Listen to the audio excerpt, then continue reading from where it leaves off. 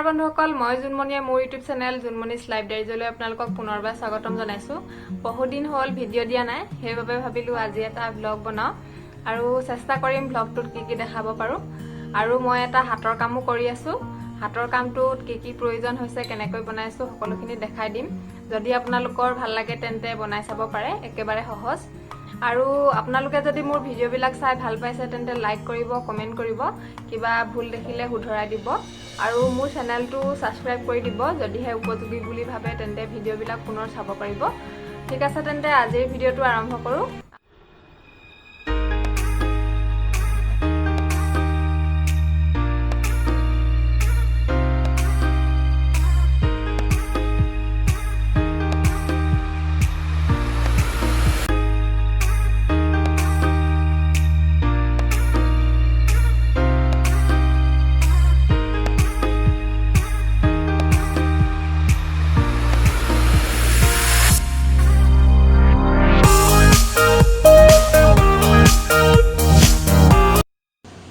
বন্ধুসকল, এইখন এখন আচলতে ডোৰমেট হয়। মই ঊলেৰে বনাই আছো। বৰ্তমান সম্পূৰ্ণ হোৱাগৈ নাই আৰু আধা কাম বাকিয়ে আছে। তথাপিতো ভাবিলো আপোনালোকৰ লগত শ্বেয়াৰ কৰো। ডোৰমেটখন বনাবলৈ একেবাৰে সহজ, আপোনালোকে ঘৰতে বনাই চাব পাৰে। আৰু মই এইখন বনাবৰ বাবে দুটা কালাৰৰ ঊল লৈছো। আপোনালোকে নিজৰ পছন্দ অনুসৰি ল'ব আৰু লগতে কিমান ডাঙৰ বনাই সেই অনুসৰি ঊলৰ হিচাপটো আপোনালোকে নিজেই লৈ ল'ব।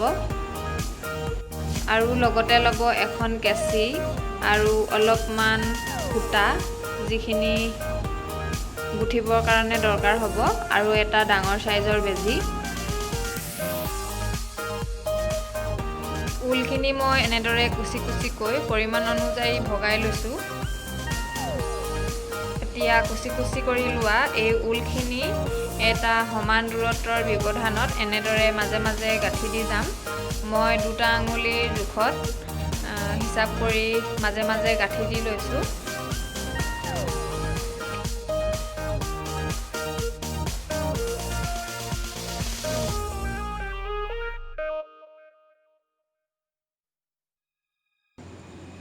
বান্ধি লোৱা ঊলখিনিৰ মাজত এনেদৰে কেঁচিৰে কাটি কাটি এপাহ ফুলৰ দৰে বনাই ল'ব লাগিব।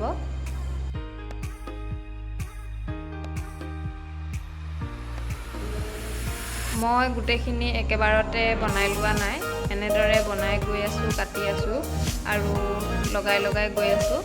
আপোনালোকেও তেনেদৰে কৰিব পাৰে, কাৰণ একেটা কামকে কৰি কৰি আমনিও লাগে।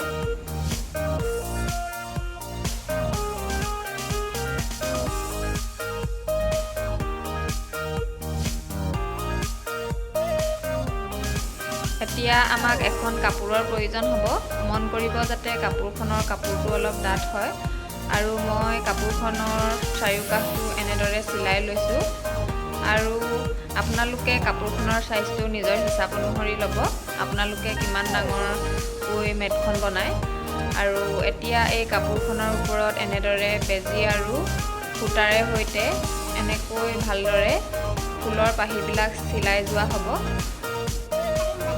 প্ৰত্যেকটো ফুলৰ পাহি এনেদৰে কাপোৰখনত ভালকৈ বেজী আৰু সূতাৰে সৈতে চিলাই দিব।